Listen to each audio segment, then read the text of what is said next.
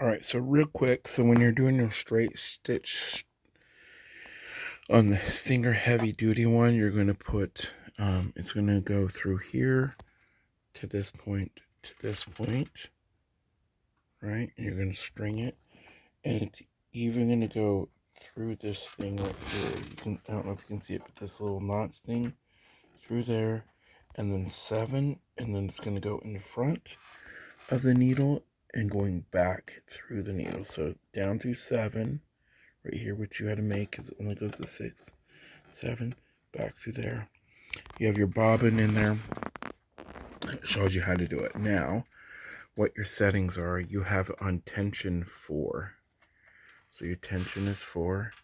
Your needle position is at 1, or not 1, but like right in the middle. So it has a little picture of like where it's at. The needle position right there. It's right in the middle.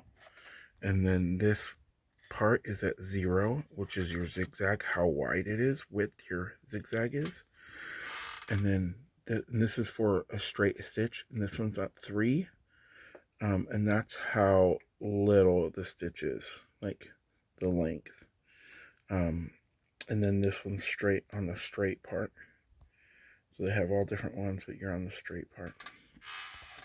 So this is going to do a straight stitch all the way around.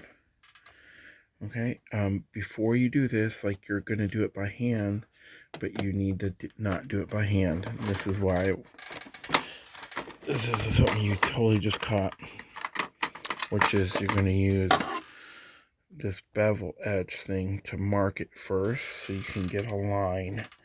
And then this, when you stitch, you're going to stitch along the line.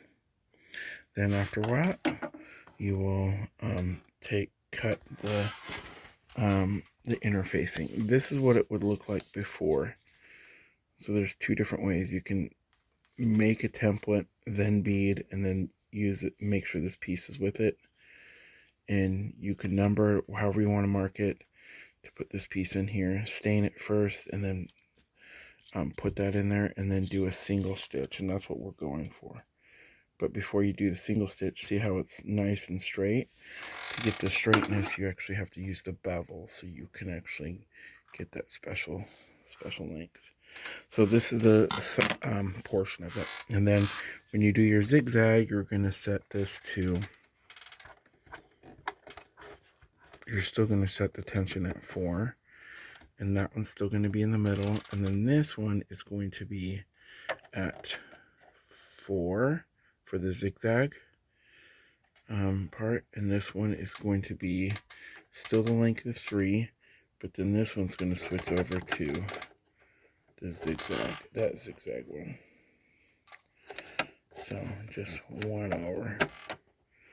So yeah, and when you do the zigzags right here, this part, zigzag, zigzag, zigzag, make sure you iron first, and you also don't use it by the pedal, you use it by hand, because this machine can't go through leather back and forth at that speed with the bobbin.